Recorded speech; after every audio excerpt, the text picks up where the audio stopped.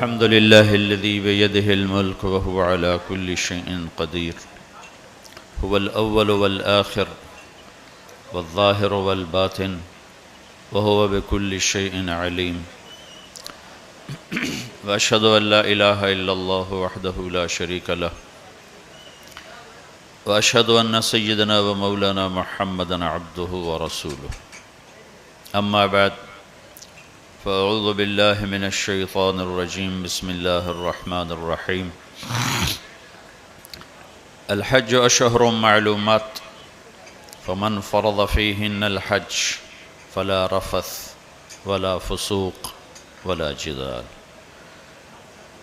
وما تفعلوا من خير يعلمه الله وتزودوا فإن خير زاد التقوى وقال النبي صلى الله تعالى عليه وسلم الحج المبرور ليس له الجزاء إلا الجنة وقال النبي صلى الله عليه وسلم من حج ولم يرفث ولم يفسق خرج من ذنوبه كيوم ولدته أمه أو كما قال صلی اللہ تعالی علیہ وسلم۔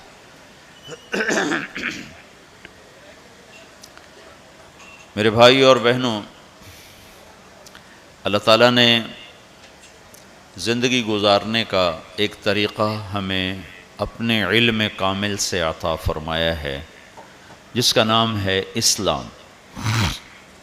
ان الدین عند اللہ الاسلام، کہ اللہ تعالیٰ نے یہ اب اعلان کیا ہے کہ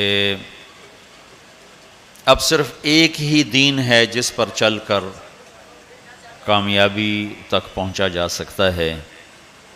اس کے علاوہ باقی جتنے راستے ہیں یا جتنے مذاہب ہیں اس کے بارے میں اللہ تعالیٰ فرما رہے ہیں وَمَن يَبْتَغِ غَيْرَ الْإِسْلَامِ دِينًا فَلَن يُقْبَلَ مِنْهُ وَهُوَ فِي الْآخِرَةِ مِنَ الْخَاسِرِينَ۔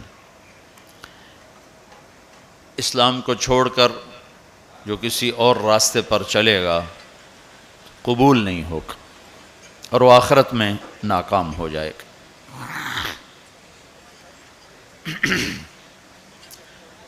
سارا اسلام دو چیزوں کا مجموعہ ہے،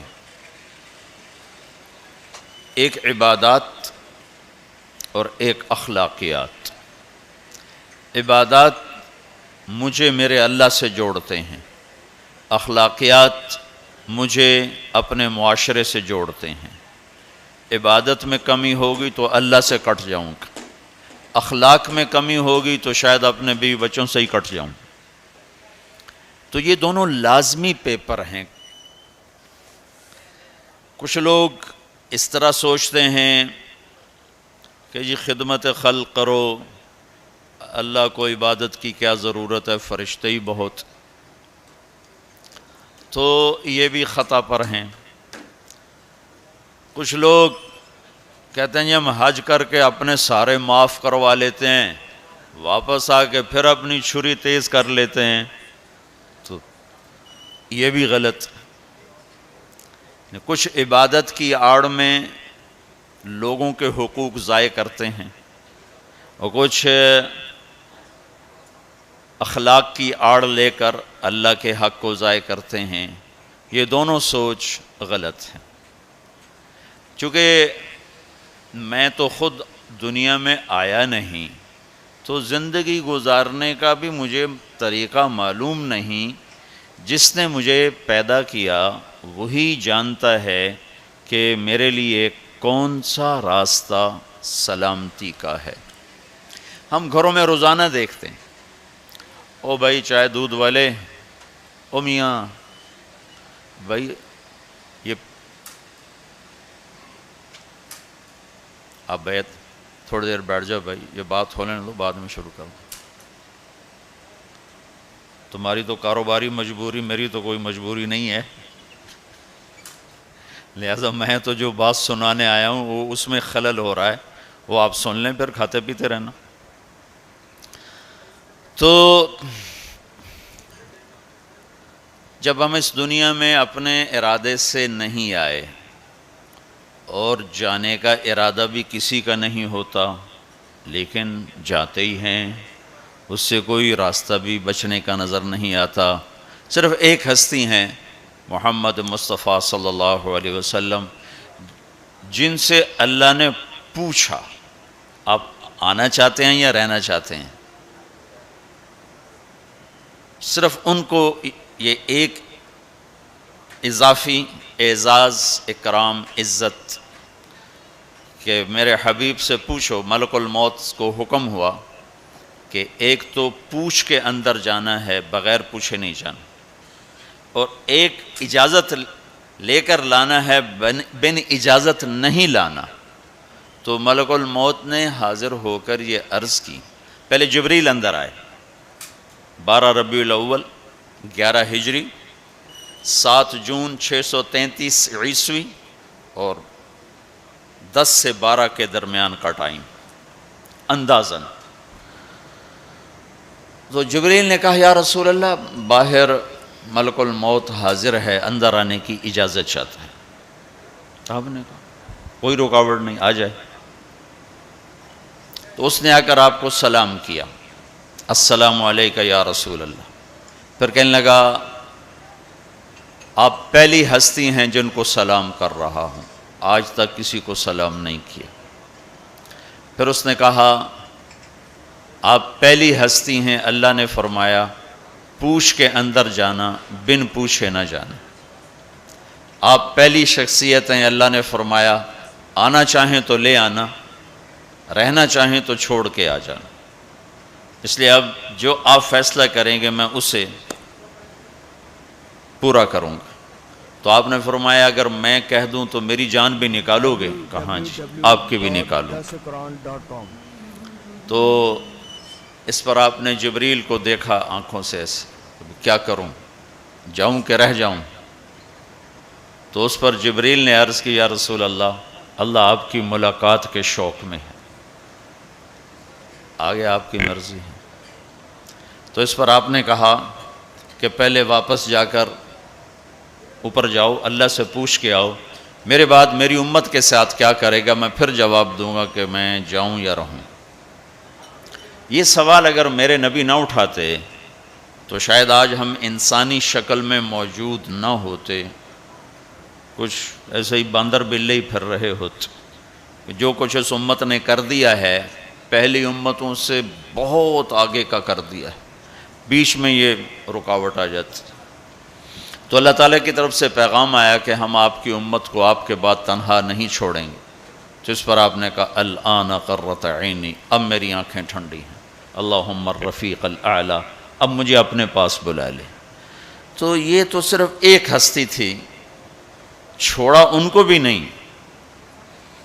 چھوڑا نہیں، پوچھا آپ ٹھہرنا چاہتے ہیں، جب تک چاہیں رہیں، لیکن یہ موت والی گلی سے گزرنا آپ کے لیے بھی طے ہے، اس سے صرف آپ کا رب پاک ہے اور کوئی نہیں۔ اب ہم جانا بھی نہیں چاہتے لیکن جا رہے ہیں، زندگی آہستہ آہستہ سرک رہی ہے اور قبر کی طرف ہر پل ہمیں دھکیل رہا ہے، دھکیل رہا ہے، دھکیل رہا ہے۔ تو ہم دو مجبوریوں میں ہیں، آنے کی بھی، جانے کی بھی۔ اس میں اللہ نے ہمیں تھوڑا سا اختیار دیا ہے، وَهَدَيْنَاهُ النَّجْدَيْنِ، دو راستے ہیں، ایک یہ ہے اما شاکرن، اللہ کی مان کے چل، دوسرا ہے اما کفورا، نافرمان بن کے چل۔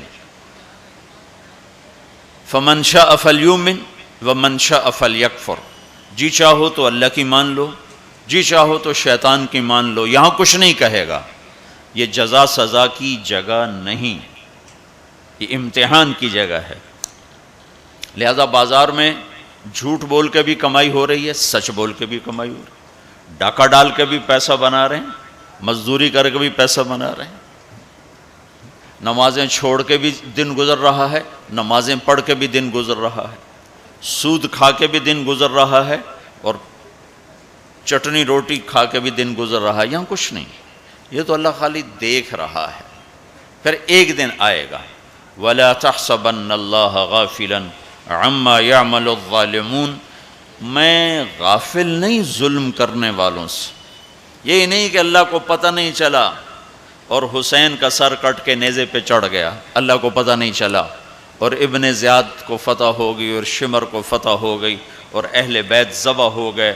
اللہ تعالیٰ کسی اور کانفرنس میں مصروف تھے تو وہ پیچھے یہ قصہ ہو گیا۔ ایسا نہیں، وَلَا تَحْسَبَنَّ اللَّهَ غَافِلًا عَمَّا يَعْمَلُ الظَّالِمُونَ، اپنے رب کو غافل نہ سمجھو، انما یؤخرہم لیوم تشخص فیہ الابصار، جس دن آنکھیں پھٹ جائیں گی وہ دن تیرے رب نے فیصلے کا رکھا ہوا ہے، اور اس نے آنا ہے، اسے کوئی روک نہیں سکتا۔ لا تأتیکم الا بغتہ، اچانک آئے گا، اور ہم سب کھڑے ہوں گے۔ یوم نسیر الجبال، پہاڑ ہٹ جائیں گے، وتری الارض بارزہ، زمین چٹیل میدان ہوگی، کوئی اونچ نیچ نہیں ہوگی۔ لا تری فیہا عوجا ولا امتا، نہ کھڈا نہ پہاڑ، بالکل سیدھا سیدھا میدان، اور اللہ سب کو جمع کرے گا۔ وحشرناہم، کہ سب کو زندہ کروں گا، فلم نغادر منہم احدا، ایک کو بھی پیچھے نہیں چھوڑوں گا۔ کوئی بھاگ سکتا ہے؟ نہیں۔ لقد احصاہم، تیرے رب کا گھیرا ہوگا۔ کوئی آگے پیچھے ہو کر گنتی غلط کر دے تو نہیں، وعدہم عدا، پورا کیلکولیٹ کیا ہوگا۔ وہ تو اس نے چونٹیوں کو گن کے رکھا ہوا ہے، تمہاری کیا حیثیت؟ تو اب دو مجبوریوں میں اللہ تعالیٰ نے ہمیں اختیار دیا ہے، اچھائی اور برائی کا۔ دین پہ چلو چھوڑ دو، تو وہ دین جو میرے رب نے مجھے دیا ہے اس میں دو حصے ہیں، ایک عبادت اور ایک اخلاق۔ پھر عبادت کے نیچے بہت سی چیزیں ہیں، اور اخلاق کے نیچے عبادت سے بھی بے شمار چیزیں ہیں۔ عبادت کا جو چیپٹر ہے وہ مختصر ہے، اخلاق کا چیپٹر بہت لمبا چوڑا ہے، بہت پھیلا ہوا ہے۔ تو عبادت ہماری بنیاد ہے، جس میں لا الہ الا اللہ، اس لیے میرے نبی نے فرمایا بنی الاسلام علی خمس، اسلام کی بنیاد 5 چیزیں ہیں: شہادت لا الہ الا اللہ محمد رسول اللہ، لا الہ الا اللہ محمد رسول اللہ کی گواہی، و اقام الصلاۃ، نماز، و ایتاء الزکاۃ، زکوٰۃ، و صوم رمضان، رمضان کے روزے، و حج البیت من استطاع الیہ سبیلا، اور حج۔ یہ 5 میں سے ایک اندر کا ایمان ہے جو نظر آنے والی چیز نہیں ہے، اور 4 نظر آنے والے کام ہیں، نماز ہے، زکوٰۃ ہے، روزہ ہے، اور حج ہے۔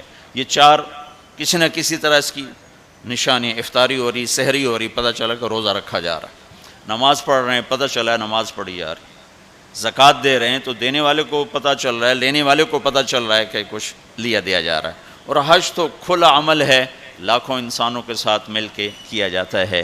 یہ 5 چیزیں اللہ نے ہماری بنیاد بنائی ہیں، جس میں لا الہ الا اللہ بنیاد کی بھی بنیاد ہے۔ لا الہ الا اللہ اندر کی چیز ہے، محمد الرسول اللہ باہر کی چیز ہے۔ لا الہ الا اللہ ہم دکھا نہیں سکتے، محمد الرسول اللہ ہم چھپا نہیں سکتے۔ لا الہ الا اللہ بتانا پڑتا ہے، محمد الرسول اللہ چھپانا بھی چاہیں تو نہیں چھپا سکتے۔ لا الہ الا اللہ کے لیے کوئی دلیل دینی پڑے گی، میں صرف ایک اللہ کو مانتا ہوں، کیا دلیل ہے؟ نماز پڑھتا ہوں، روزہ رکھتا ہوں، مخلوق سے آگے ہاتھ نہیں پھیلاتا ہوں، پتھر کو سجدہ نہیں کرتا ہوں، بہت سارے دلائل دینے پڑیں۔ لیکن محمد رسول اللہ تو ایسے سامنے آتا ہے جیسے سورج سامنے آتا ہے تو کوئی دلیل باقی نہیں رہ جاتی کہ جی کیا دلیل ہے کہ سورج ہے کہ پاگل دیکھ کھڑا ہوا ہے، یہ نظر آ رہا ہے، اس یہی سورج کا آنا اس کی دلیل ہے۔ تو پہلی چیز ہے لا الہ الا اللہ محمد رسول اللہ، لا کے ذریعے سے ساری کائنات کی نفی، کہ سب سے کٹ کے ایک اللہ سے جڑ جا، مشرق لا، مغرب لا، شمال لا، جنوب لا، آسمانوں پہ لا، زمینوں پہ لا، پتھروں پہ لا، پہاڑوں پہ لا، نوری پہ لا، ناری پہ لا، آفتابی پہ لا، خاکی پہ لا۔ لا کو ایسے پھرایا ہے میرے اللہ نے کہ اپنے سوا ہر شے کو کاٹ کے رکھ دیا ہے، کہ یہ کچھ نہیں، سب اللہ ہے۔ 0 0 0 لکھتے جاؤ، ساری کاپی بھر دو تو آپ نے کچھ بھی نہیں لکھا، اور 1 لگا دو پہلے 0 کے ساتھ تو ہر 0 دوسرے سے طاقتور بنتا جا رہا ہے، بنتا جا رہا ہے، بنتا جا رہا ہے، بنتا جا رہا ہے۔ پیچھے الف کا کمال ہے، پیچھے 1 کا کمال ہے، 1 کو ہٹاؤ تو سب 0 ہے۔ اللہ اب ایک ہستی ہے تو جبریل طاقت ہے، صفر نہیں ہے. اللہ ہٹ جائے تو جبریل صفر ہے. میکائیل، اسرائیل، اسرافیل طاقت ہیں. اگر اللہ ہے، اللہ پیچھے ہٹ جائے تو یہ تینوں زیرو ہیں. جنت خوبصورت نعمتوں کا ٹھکانہ ہے، اس کے پیچھے ایک ہے. اللہ پیچھے ہٹ جائے تو جنت بھی زیرو ہے، اللہ پیچھے ہٹ جائے تو جہنم بھی زیرو ہے، اللہ پیچھے ہٹ جائے تو زمین آسمان کچھ نہیں ہے. لا کے ذریعے سے ہر چیز کو توڑ کر دل کا قبلہ اللہ بنا اور چہرے کا قبلہ بیت اللہ بنا، تو تب تیری نماز مکمل ہوگی، تب تیرا ایمان مکمل ہوگا. اس وقت دل کا قبلہ اللہ نہیں ہے، وہ پیسہ ہے. پیسہ ہے. دل کا قبلہ اللہ نہیں ہے، صرف کمائی ہے، صرف پیسہ ہے. تو اللہ تعالیٰ لا کے ذریعے سے کہتا ہے مجھے قبلہ بنا، دل مجھے دے. ابن آدم، اے آدم کی اولاد، انی لک محب فبحقی علیک کلی محبہ، میرے بندے میں تم سے پیار کرتا ہوں، تجھے میرے حق کی قسم تو بھی مجھ سے پیار کرنا سیکھ. اس دل کو اللہ کے لیے خالص کر، سب سے کٹ کر. اس لیے لا الہ لا الہ لا الہ تلوار چلتی ہے، لا الہ لا الہ لا الہ، پھر اللہ کے ساتھ تمام ہوتا ہے الا اللہ الا اللہ الا اللہ، صرف اللہ، نیچے بھی اللہ اوپر بھی اللہ. وَهُوَ الَّذِي فِي السَّمَاءِ إِلَٰهٌ وَفِي الْأَرْضِ إِلَٰهٌ، ادھر دیکھو تو اللہ اور اوپر دیکھو تو اللہ. رب المشرق والمغرب لا الہ الا هو فاتخذہ وکیلا، مشرق میں دیکھو تو اللہ اور مغرب میں دیکھو تو اللہ. للہ المشرق والمغرب فأینما تولوا فثم وجہ اللہ، جدھر منہ پھیرو گے سامنے اللہ کے جلوے ہیں، جدھر منہ پھیرو گے سامنے اللہ کی قدرت ہے، جدھر دیکھو گے اللہ کے نظام اور شاہکار ہیں. جو لا کہا وہ لا ہوا، وہ لا بھی اس میں لا ہوا، جز لا ہوا کل لا ہوا، پھر کیا ہوا؟ اللہ ہوا. یہ حج سے پہلے سیکھنے کی چیز ہے. حج کر کے زندگی کیوں نہیں بدل رہی؟ وہ بغیر سیکھے جا کے بیٹھ جاتے. پہلی جماعت کے بچے کو ایم اے کا پرچہ پکڑا دو، لو جی حل کرو. حج پر جانے سے پہلے بہت سی تیاری ہے. جیسے اب یہ آپ کو ظاہری تیاری کے لیے جمع کر رہے ہیں، یہ لے جانا ہے، وہ لے جانا ہے، یہ لے جانا ہے، وہ لے جانا ہے، یہ نہیں لے جانا، وہ نہیں لے جانا. اسی طرح اللہ کے دربار میں جانے کے کچھ اور آداب ہیں. دربار شاہی میں جانا ہو تو اس کے آداب ہیں. وہ لا الہ الا اللہ سے شروع ہو رہے ہیں. لا الہ الا اللہ یہ اللہ کو دل میں اتارنے والا، محمد الرسول اللہ یہ اس وجود میں ڈھلنے کی محنت. میں کہا کرتا ہوں لا الہ الا اللہ پاسپورٹ ہے اور محمد الرسول اللہ ویزا ہے. لا الہ الا اللہ کے بغیر سفر نہیں ہو سکتا، محمد الرسول اللہ کے بغیر انٹری نہیں ہو سکتا. ابھی میں 10-12 ملکوں کا سفر کر کے آ رہا ہوں. ہر جگہ پاسپورٹ یہ جی، ویزا یہ جی، جاؤ جی، پاسپورٹ دکھاؤ حاضر، ویزا بھی دکھاؤ یہ جی، اچھا جی جاؤ جی. تو لا الہ الا اللہ، اللہ نے آپ کو پاسپورٹ بنانے کی تکلیف نہیں دی، بنا کے دے دیا.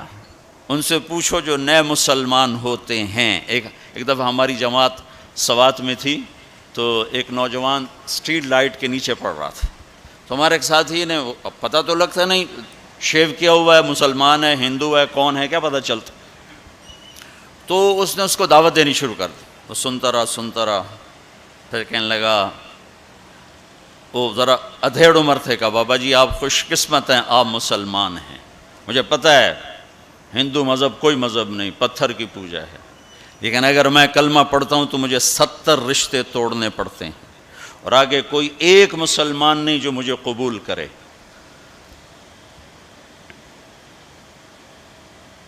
مجھے قبول کرنے والا کوئی نہیں، اور جن 70 رشتوں کو توڑوں گا اس کا آگے مسلمانوں کے پاس متبادل کوئی نہیں. مجھے پتہ ہے ہمارا کوئی مذہب نہیں ہے لیکن میں بندھا ہوا ہوں. تو ہم اللہ کا شکر ادا کریں، پاسپورٹ اس نے بنا کے دے دیا. اب کہتا ہے ویزا تو لگوا لو، یہ اتنا تو کرو کہ ویزا تو لگواؤ. کم از کم میرے نبی کے سانچے میں تو ڈھل کے آؤ. اشبہت اعدائی فصرت احبہم اذ کان حبی منک حبی منہم۔ ابو نواس ایک شاعر ہے، وہ اپنے محبوب سے کہہ رہا ہے کہ تو دشمن کے روپ میں آئی تو مجھے دشمنوں سے بھی پیار ہو گیا، تو نے میرے دشمن کا روپ دھارا تو مجھے دشمنوں سے بھی عشق ہو گیا کہ تیری جھلک جہاں بھی ہوگی مجھے وہ پیاری لگے گی۔ تو یہ پہلا سبق ہے لا الہ الا اللہ محمد رسول اللہ۔ لا الہ الا اللہ اتنا اندر میں اترے کہ وہ بیج کی طرح اور گٹھلی کی طرح اپنی کومپل کو باہر نکالے، پھر وہ محمد رسول اللہ درخت بن کر پورے وجود پر چھائے اور پوری زندگی پر چھائے۔ تو یہ پہلی محنت۔ پھر اس کے بعد نماز ہے جو 5 وقت اللہ تعالیٰ نے فرض فرمائی، 50 دینی 5 تھیں، شروع 50 سے کیا۔ جب 5 ہی دینی ہے تو 5 سے ہی شروع فرماتے۔ میرے حبیب 5 نمازیں 50 پتہ ہے نہ پڑھی جا سکتی ہیں نہ دینی ہیں، صرف اس کی عظمت اور اہمیت بٹھانے کے لیے کہ وما خلقت الجن والانس الا لیعبدون، اس آیت کو ذہن میں بٹھانے کے لیے کہ نماز تو دوں گا 5 لیکن مطالبہ ہوگا 24 گھنٹے میں وہ زندگی گزارو جو نماز والی ہے۔ جیسے نماز میں تم ادھر ادھر نہیں دیکھتے ہو، تو تم جب باہر جاؤ تو تمہاری آنکھ حرام نہ دیکھے، اور نماز میں تم ہاتھ ایسے باندھ کے کھڑے ہو تو نماز کے باہر تمہارے ہاتھ ظلم کے فیصلے نہ لکھیں، ظلم کے فیصلے نہ لکھیں۔ جب ترازو غلط چلتا ہے تو یہ ظلم کا ہاتھ استعمال ہوا ہے۔ جب تمہاری زبان صرف چند مخصوص بول سکتی ہے، ادھر ادھر کا بولے گی تو نماز ٹوٹ جائے گی۔ ایسے جب تو نماز کے باہر ہو تو ایسا بول نہ بولو جس سے لوگوں کے دل ٹوٹ جائیں، ایسا بول جس سے نماز ٹوٹے۔ اس سے آدمی بڑی احتیاط کرتا ہے، لیکن ایسا بول جس سے اگلوں کے دل ٹوٹتے نہیں، جل کے راکھ ہو جاتے ہیں۔ وہ صبح سے شام تک زبان زبان زبان نماز، اور نماز اللہ نے 5 وقت مانگی۔ پھر اپنے حبیب پر تہجد فرض کی، قم اللیل الا قلیلا، میرا نبی باقیوں کے لیے نفل، آپ کے لیے فرض۔ رات کو میری آپ کی بات ہونی چاہیے، کیوں کہ ان لک فی النہار سبحا طویلا، آپ دن میں بہت مصروف رہتے ہیں دعوت تبلیغ کے کام میں، لہذا رات کا کچھ حصہ مجھے دیں جس میں میری اور آپ کی بات ہو۔ جس نے بھی اللہ کو پایا ہے رات کے آنسوؤں سے ہی پایا ہے، جس نے بھی اللہ کو ڈھونڈا ہے رات کے اندھیروں میں ڈھونڈا۔ عجب بات ہے، دنیا ڈھونڈنی ہو تو روشنی چاہیے، اللہ کو ڈھونڈنا ہو تو رات کا اندھیرا چاہیے۔ لیکن اب 10% لوگ نماز پڑھتے ہیں، 90% نہیں پڑھتے۔ حج پہ جا کے بھی نہیں پڑھتے، عادت ہی نہیں پڑھی ہوئی تو حج کے جا پہ بھی نہیں پڑھتے۔ نماز۔ تیسری چیز ہے زکوٰۃ، جو اللہ نے مالدار پر فرض کی ہے۔ اچھا ایک بیچ میں بات، جب ہمارے نبی 50 نمازیں لے کر واپس چل پڑے، کوئی بات ہی نہیں کی، اچھا یا اللہ ٹھیک، تو میں نے پڑھا تو کہیں نہیں، لیکن مجھے لگتا ہے کہ اللہ تعالیٰ نے موسیٰ علیہ السلام کو آگے کھڑا کیا ہوگا کہ میرا نبی تو 50 لے کے چل پڑا، اسے واپس بھیجو، اس کی امت نے تو 5 کو نہیں پڑھنی ہے، 50 کے تو پڑھن، اس کو میرے پاس واپس بھیجو۔ تو آگے موسیٰ علیہ السلام کھڑے ہوئے چھٹے آسمان پر، یا رسول اللہ سے ملاقات کیسی رہی؟ کہ بہت اچھی رہی۔ کیا ہوا؟ کہ 50 نمازیں ملی۔ کہ یا رسول اللہ میں آپ کی منت کرتا ہوں، یہ کوئی نہیں پڑھیں گے، واپس جا کر تھوڑی کروائیں۔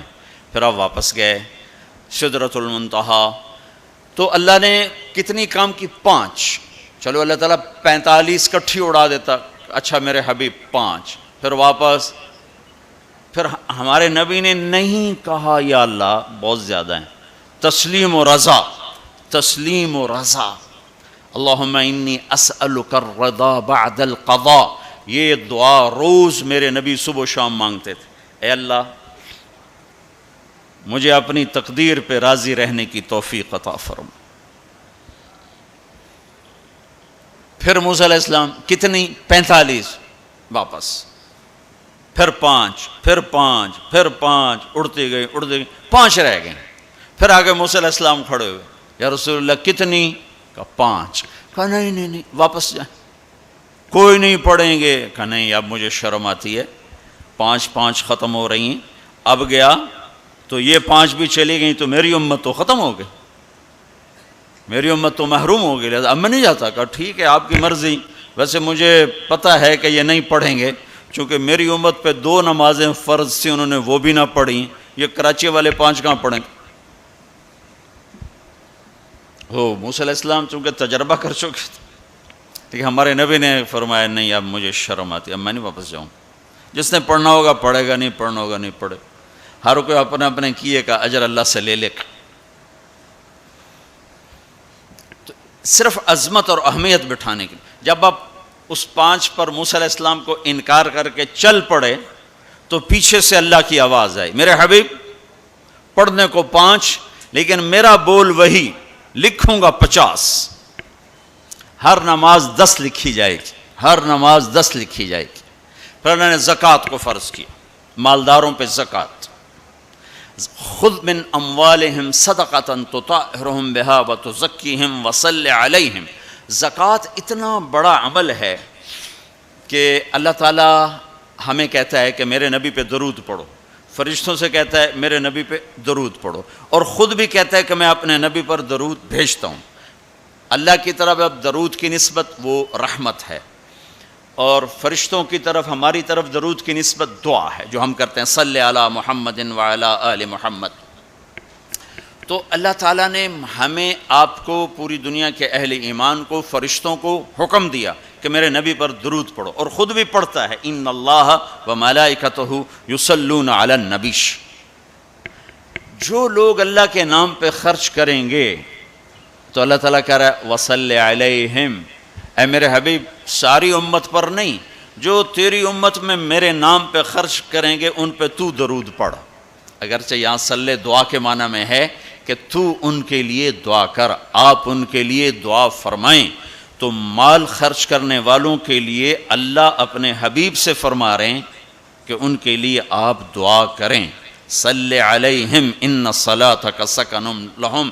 آپ کی جو دعا ہوگی اور آپ کی جو صلات ہوگی, جو آپ کا درود ہوگا, دنیا اور آخرت کے سارے مسائل ان کے حل کر کے لے جائے گا, ان کی دنیا بھی سکھی کر دے گا, ان کی آخرت بھی سکھی کر دے گا.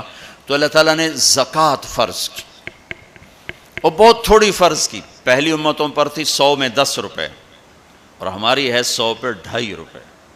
اور اتنا فضل فرمایا کہ پورا سال پیسہ پڑا رہے, پھر کہا اس میں سے 2.5 روپے دے دو, 2,500 دے دو, اگر استعمال ہو جائے تو کوئی سال سے 1 دن پہلے اگر وہ مال خرچ ہو گیا ہے تو زکوٰۃ ختم ہو گئی.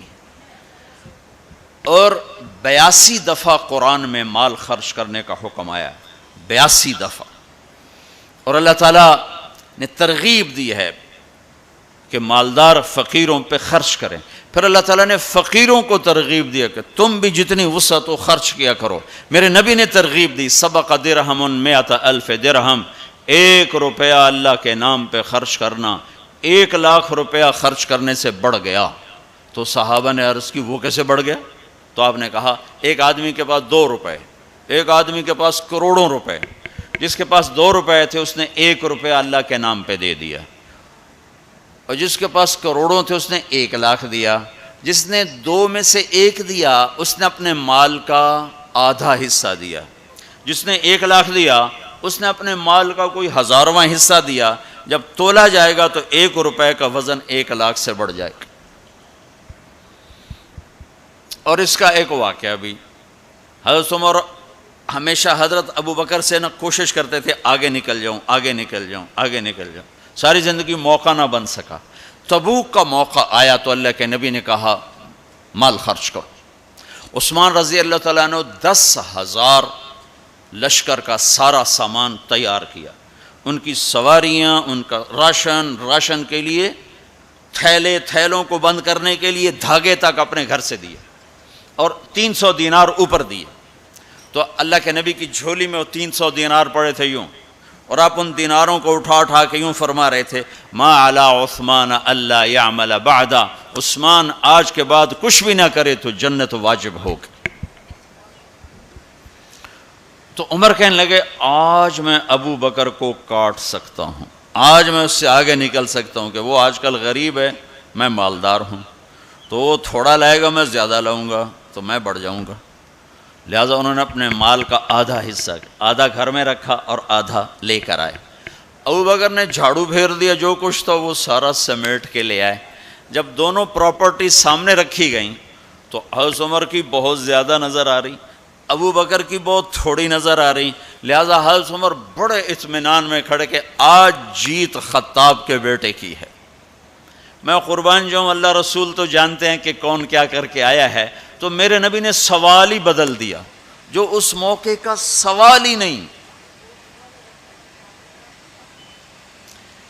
کوئی آدمی مسجد میں چندہ دینے جائے، مدرسے میں چندہ دینے جائے، کہا جی مول صاحب یہ 1,00,000 روپیہ ہے مدرسے کے لیے، مسجد کے لیے.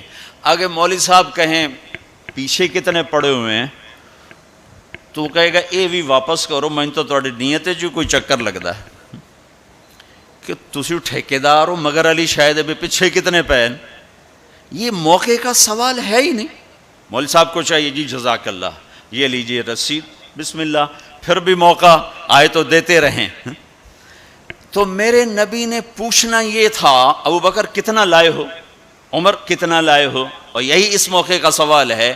لیکن اللہ رسول جانتے ہیں کہ کس کے مال میں وزن زیادہ ہے، تو میرے نبی نے سوال بدل دیا، فرمایا عمر ما خلفت.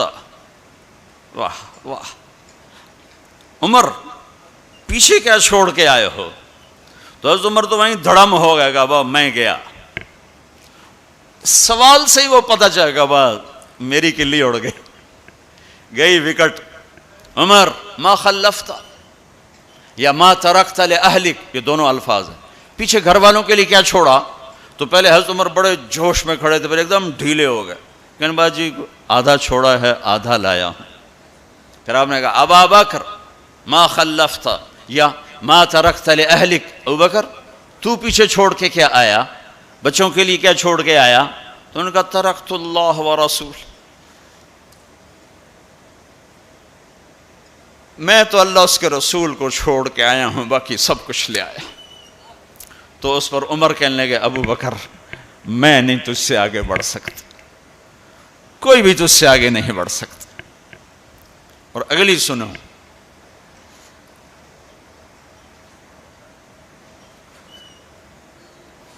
اپنے کپڑے بھی دے دیے اور ایک ٹاٹ تھا وہ پہن کر اس کو کانٹوں سے سی لیا.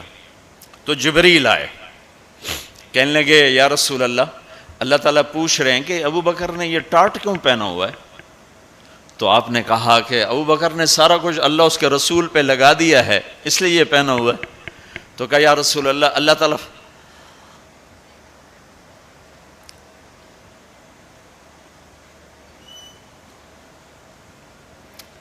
تعالیٰ فرما رہے ہیں ابو بکر سے پوچھو مجھ سے راضی تو ہے، مجھ سے راضی تو ہے، اس فقر میں مجھ سے راضی ہے. میں تو اتنا سفر کر کے آیا ہوں، حالانکہ ابھی 4 دن پہلے میں 12 ملکوں کا 10 ملکوں کا سفر کر کے آؤں، ساری ہڈیوں میں درد ہے. میں اس لیے آیا ہوں کہ چلو کوئی بخشش کا بہانہ مل جائے، کوئی بخشش کا بہانہ مل جائے، اللہ راضی ہو جائے. آپ سارے اس لیے حج پہ جا رہے ہو کہ اللہ راضی ہو جائے. جو سارے جہان سے کہتا ہے مجھے راضی کر، وہ کہہ رہا ہے ابو بکر سے پوچھو مجھ سے راضی تو ہے. تو آپ نے کہا ابو بکر تیرا رب تجھے سلام بھی کہہ رہا ہے اور پوچھ رہا ہے کہ راضی ہو. تو ابو بکر کی چیخیں نکلی، میں اپنے رب سے راضی، میں اپنے رب سے راضی ہوں، میں اپنے رب سے راضی. میرے بھائیو بہنوں، زندگی ایسے گزار کے مرو کہ اللہ کو ملو تو اللہ خوش ہو کے مل رہا، ایسے نہ مرو کہ اللہ کی بارگاہ میں پیش کیے جا رہے ہوں مجرم بن کر، قیدی بن کر. تو اللہ اس کے رسول نے مال لگانے پر زور دیا. اللہ چاہتا تو سب کو مال دے دیتا، کسی کو فقیر کسی کو مالدار. مالدار کا شکر کا امتحان لیا، فقیر کے صبر کا امتحان لیا. کہ اللہ فقیر کا صبر دیکھے گا، مالدار کا شکر دیکھے گا.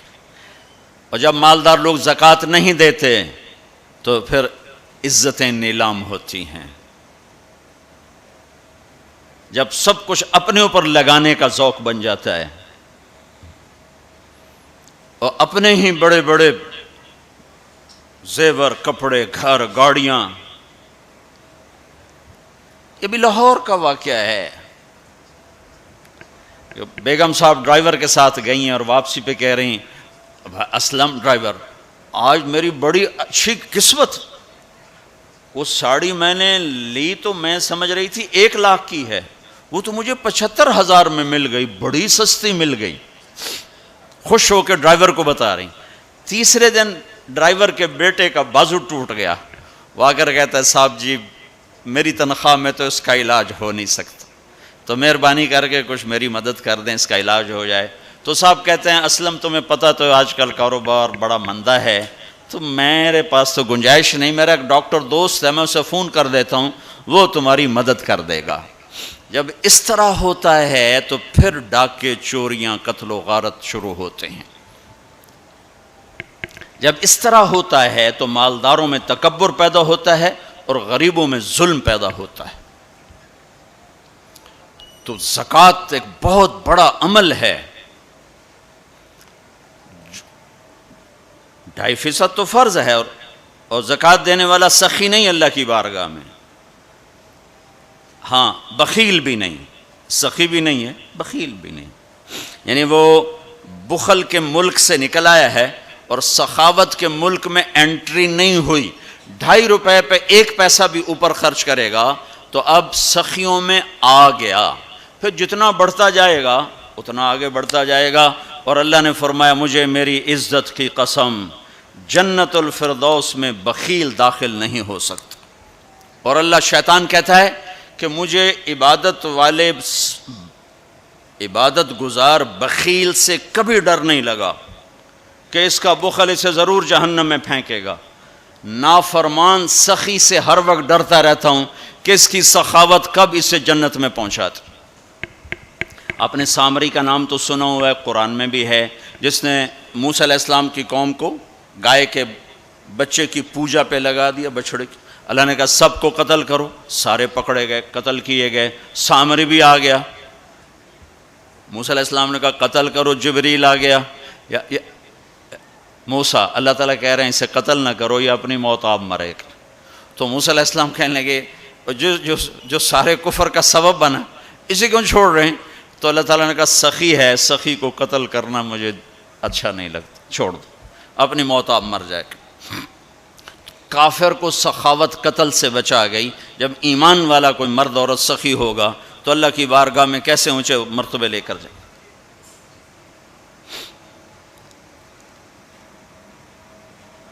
تو اپنے اوپر خرچ کرو وسعت کے مطابق. اللہ نے روکا نہیں ہے، منع نہیں کیا ہے، لیکن غریب کو بھی یاد کرو. زکوٰۃ کو فرض قرار دیا اور آپ نے فرمایا جس نے مزدور سے کام لیا اور اس کو مزدوری نہ دی، یہ تمہارے کراچی میں ہر وقت ہو رہا ہے، ہر جگہ ہو رہا ہے. جتنا بڑا کوئی طاقتور ہے اتنا وہ اپنے نوکروں پر ظالم بھی ہے، جابر بھی ہے، اور ان کے حقوق بھی مارتا ہے، چونکہ فریاد ہی نہیں کر سکتا. میرا پنجاب کا زمیندارہ ماحول سارا ایسا ہی. تو آپ نے فرمایا جس نے مزدور سے کام لیا اور اسے موقع پہ تنخواہ نہ دی اور اس کے پیسے مار لیے، تو اس مزدور کا قیامت کے دن میں وکیل بنوں گا، میں اس کا کیس لڑوں گا. اور جس کا کیس میرے نبی نے لے لیا پھر اگلا کوئی بچ کے جا سکتا ہے کہیں؟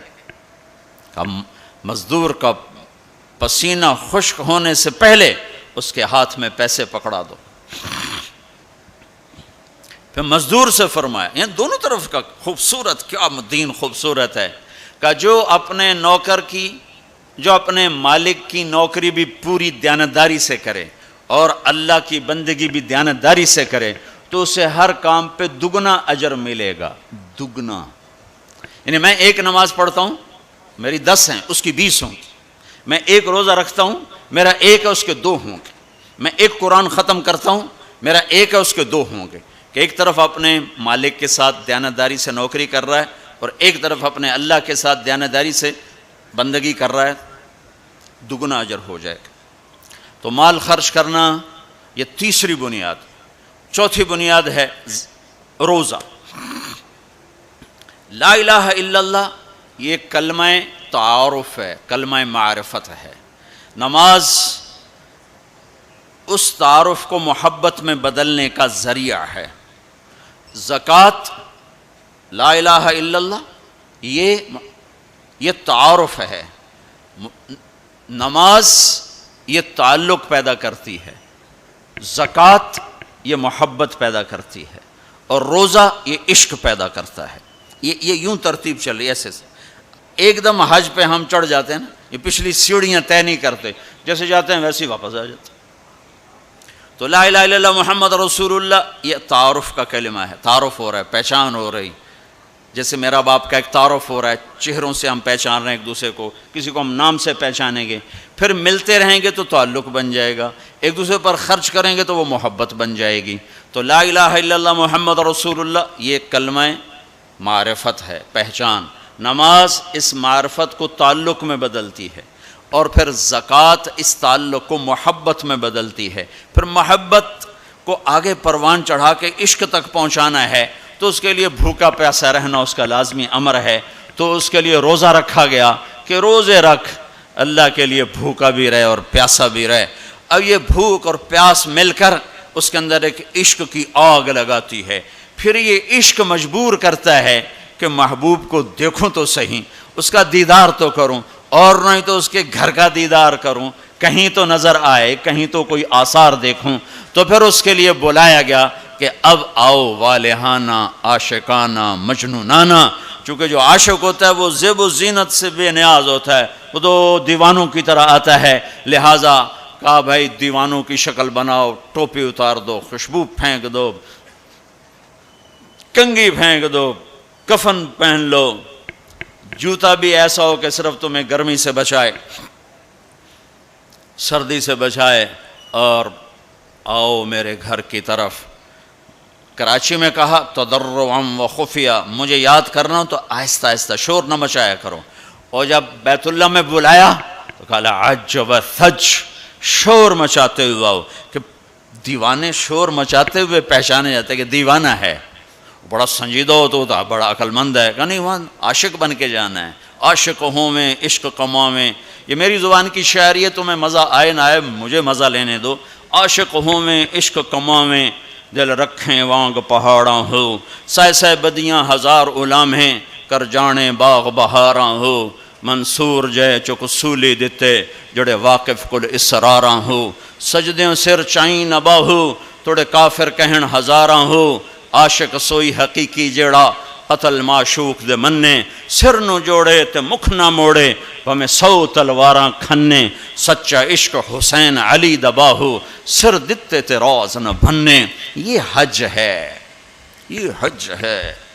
ابا الحب ان یخفا وقد کم کتمتہ فاصبح عندی قد اناخ وطنبا۔ یہ ایک لڑکی بیت اللہ کا طواف کر رہی تھی اور یہ شعر پڑھ رہی تھی، اذا شد شوقی ہام قلبی بذکرہ ان رمت قربا من حبیبی تقربا۔ اور جنید بغدادی طواف کر رہے اور ان کے کانوں میں شعر پڑے، اور شعروں کا ظاہر بڑا عجب ہے کہ میں نے تو محبت کو بہت جھٹکے دیے، بہت اپنے آپ کو بچایا، پر عشق نے میرے دل میں ڈیرے ڈال دیے اور خیمے گاڑ دیے، تنابیں کس دیں، مجھے کہیں کا نہ چھوڑا، مجھے کسی کا نہ چھوڑا، میں ایک ہی کی ہو کے رہ گئی۔ جب اس کا خیال آتا ہے تو میں پاگل ہو جاتی ہوں، جب وہ نظر آتا ہے تو میں ہوش میں آتی ہوں۔ تو وہ جنید بغدادی کہنے لگے وہ لڑکی بیت اللہ میں کیا کہہ رہی؟ تو اس نے دیکھا اور ہنس پڑی، لولا التقى لم احجر عن طیب الوطن۔ کیا سمجھے ہو؟ میری بات کو غلط سمجھے ہو، مجھے میرے رب کا عشق رات کے اندھیرے میں یہاں لایا، میں کسی اور کی بات نہیں کر رہی۔ پھر کہنے لگی تم کس کا طواف کر رہے ہو؟ تو جنید کہنے لگے بیت اللہ کا۔ تو وہ زور سے ہنس پڑی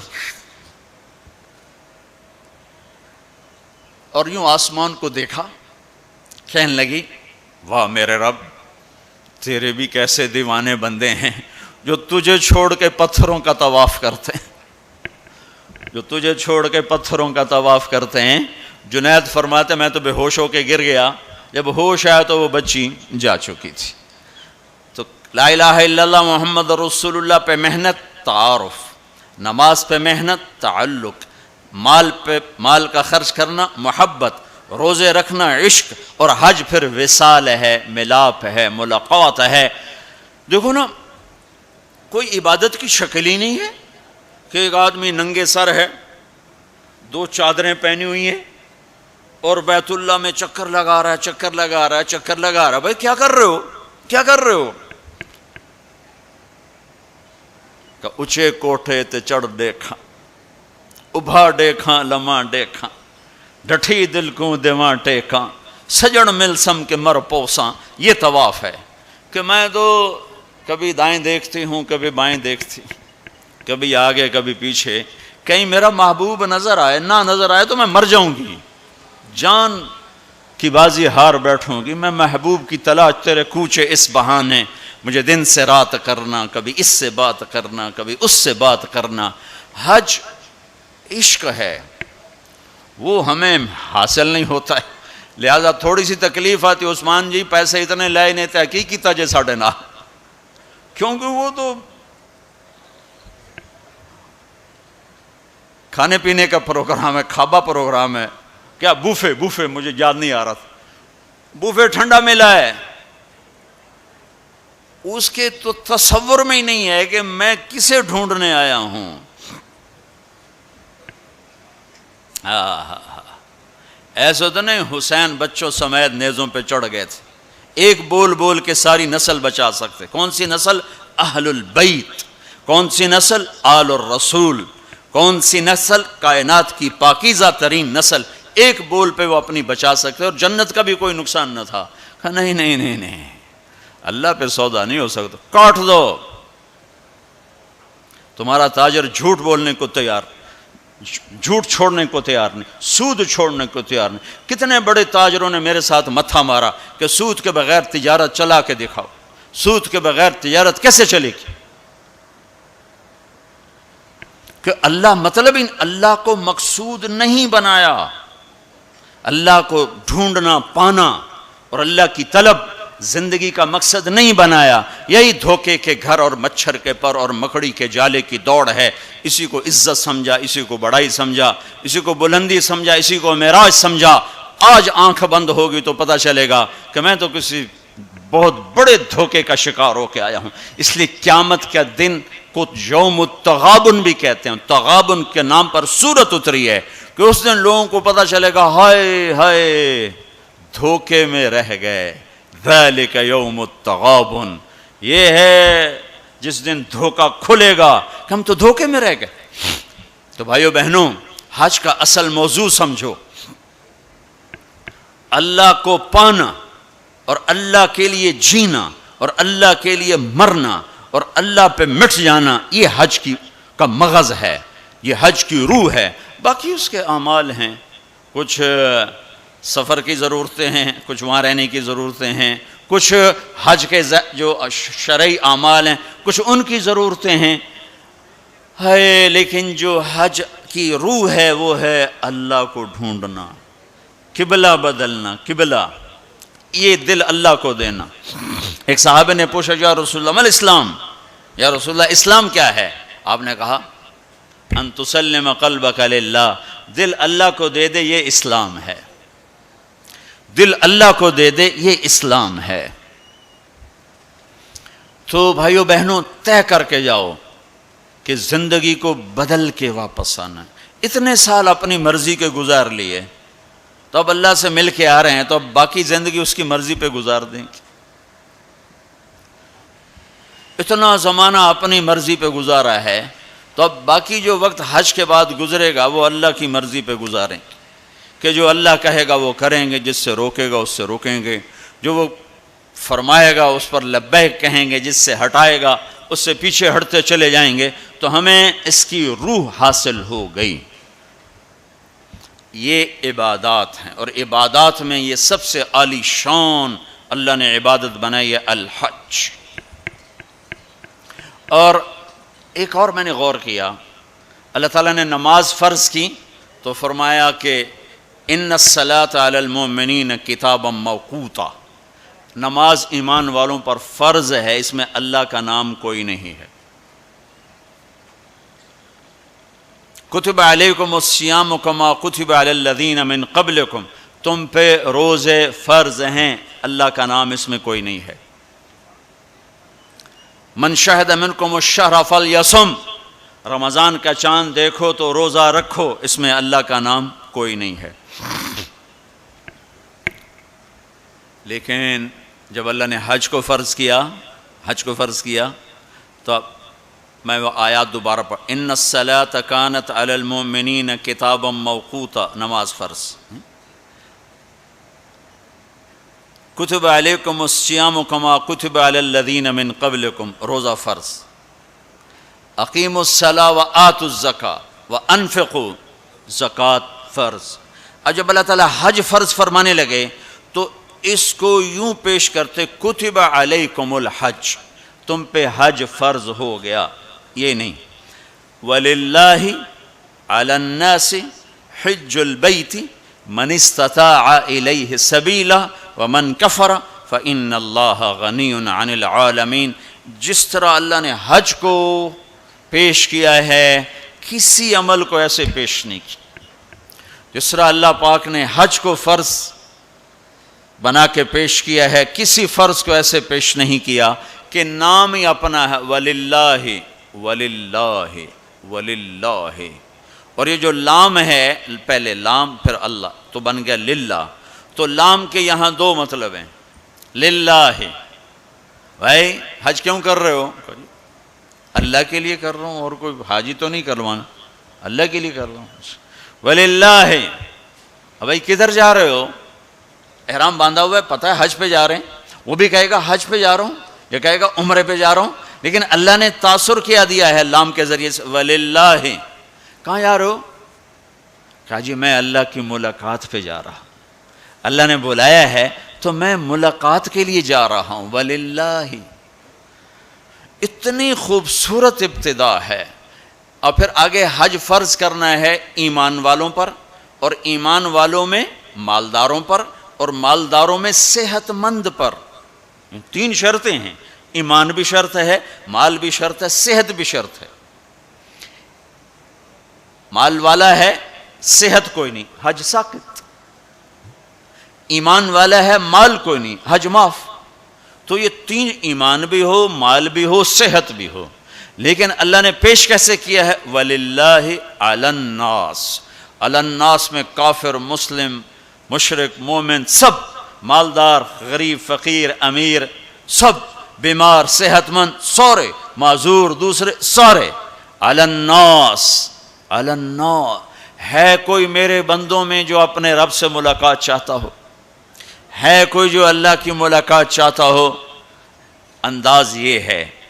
اور آگے چونکہ صرف مالداروں کو اور صحت مند کو لینا ہے تو کہا حج البیت من استطاع الیہ السبیلا، اس کو آخر میں لائے، پہلے نہیں لائے، آخر میں لائے کہ ہاں بھائی تمہارے رب کی تمنا تو یہ ہے کہ سارے ہی آ جاؤ میری ملاقات کی۔ ایک واحد بادشاہ ہے جو فقیروں کا ہجوم دیکھ کے خوش ہوتا ہے، جو سوالیوں کا ہجوم دیکھ کے خوش ہوتا ہے، باقی جتنے ہیں وہ سوالیوں کو دیکھ کے ڈانٹتے بھی ہیں، بھاگتے بھی ہیں، دروازے بھی بند کرتے۔ ایک اللہ ہے، عجب صفت ہے، مانگو تو خوش ہوتا ہے، نہ مانگو تو ناراض ہو جاتا ہے۔ مانگتے کیوں نہیں ہو؟ سب سے آخری جنتی کو اللہ تعالیٰ بڑے مزے سے نکالے گا جنت، اسے ایک اعلیٰ درجہ دینا ہے جو اس کا سٹیٹس ہے، اس سب سے آخری جنت، تو اس کو اللہ تعالیٰ جہنم پر لائے گا، پیچھے کمر جلے گی، آگے جسم محفوظ۔ تو اس کے دل میں اللہ سوال پیدا کرے گا کہ یا اللہ کہ مجھے جہنم سے تھوڑا باہر نکال دے، تیری بڑی مہربانی۔ تو اللہ کہے گا اور کچھ پھر مانگو گے؟ کہ نہیں، بالکل نہیں مانگتا ہوں۔ تو اللہ اس کو جہنم سے باہر نکال دے گا، تو آگے تھوڑی سی جنت دکھا دے گا۔ اب آدمی کی حرص و حوث تو ختم ہو نہیں سکتی، تھوڑی دیر بعد کہے گا یا اللہ وہ چھوٹی سی جنت مجھے دے دے، تیری بڑی مہربانی۔ تو اللہ کہے گا پھر اور تو نہیں مانگے گا؟ کہ نہیں، بالکل تیری عزت کی قسم نہیں مانگتا ہوں۔ تو اللہ وہاں پہنچا دے گا۔ تھوڑی دیر کے بعد ایک اور اس کو درجہ دکھا دے گا. جب ادھر دیکھے گا پہلے آدمی پیدل اور کہتے اللہ سائیکل ہی دے دے، جب سائیکل آ جاتا ہے پھر کہتا ہے اللہ موٹر سائیکل دے دے، جب موٹر سائیکل آ جاتا ہے پھر کہتا ہے اللہ گڈی دے دے چاہے سزوکی کیوں نہ ہوئے، جب سزوکی آ جاتی پھر اللہ ٹوٹا ہی دے دے. تو آدمی کا ہرس آگے آگے جاتا ہے. تو تھوڑی دیر تک تو دیکھتا رہے گا، پھر چپ رہے، پھر کہے گا جی اللہ یہ مجھے درجہ دے دے، تیری بڑی مہربانی. تو اللہ فرمائیں گے پھر آگے تو نہیں مانگو گے؟ نہیں تیری عزت کی قسم آگے نہیں مانگتا. تو اللہ وہاں پہنچا دے گا. پھر اس کا اصلی مقام اس کو ظاہر کرے گا جہاں اس نے جانا ہے. وہ آخری جنتی، میرے نبی نے فرمایا میں آنکھوں سے دیکھ رہا ہوں جہنم سے نکل رہا ہے اور جنت میں جا رہا ہے، اس کا نام ہوگا جوہینہ. میرے نبی نے بتایا اس کا قبیلہ ہوگا جوہینہ، عرب قبیلہ ہے، عرب. اور جب وہ اس کو، وہ آخری جنتی، اس کو اس دنیا سے 10 گنا بڑی جنت اللہ تعالیٰ فرمائے گا، اس زمین سے 10 گنا بڑی. تو اللہ یوں دکھائے گا. تو اب وہ اس کو دیکھے گا تو اب جو نظر آ رہا ہے وہ حقیر ہو جائے گا. تو پھر اس کو سوچ آئے گی جو ہن منگے آتا کہ دیں ریورس گیئر نہ لگ جائے، دوبارہ پیچھے دوزخ کی واپسی نہ ہو جائے. تو لہذا چپ، اندر میں ابال اٹھ رہے ہیں کہ مانگوں، اور ڈر لگ رہا ہے کہ اتنی دفعہ قسمیں کھائیں توڑ دیں، قسمیں کھائیں توڑ دیں. تو کہیں اللہ تعالیٰ آگے چل بہنوں واپس کر دو. تو لہذا چپ کر کے بیٹھو. اللہ تو اندر کا بھیج جانتا ہے. ہائے ہائے. تھوڑی دیر کے بعد اللہ کہے گا مانگتے کیوں نہیں ہو، مانگتے کیوں نہیں؟ کہے گا یا اللہ سألتک حتی استحییت وحلفت فیک حتی استحییت. یا اللہ میں نے اتنا مانگا کہ اب مانگتے شرم آتی ہے، اور اتنی دفعہ قسمیں توڑی ہیں کہ اب قسم توڑتے ہوئے شرم آتی ہے. تو اللہ تعالیٰ فرمائیں گے واہ واہ تو نے مجھے لگتا ہے سمجھائی نہیں. اچھا اگر میں تمہیں دنیا سے 10 گنا بڑی جنت دے دوں تو راضی ہے؟ تو کہے گا یا اللہ رب ہو کے مذاق تو نہ کر میرے ساتھ. تو اللہ تعالیٰ فرمائے کہ مذاق نہیں کر رہا ہوں، چل تیرے لیے دروازے کھل گئے ہیں. تو اللہ واحد شہنشاہ ہے، مانگو تو خوش ہوتا، نہ مانگو تو ناراض ہوتا، اور جتنا مانگو اتنا خوش ہوتا.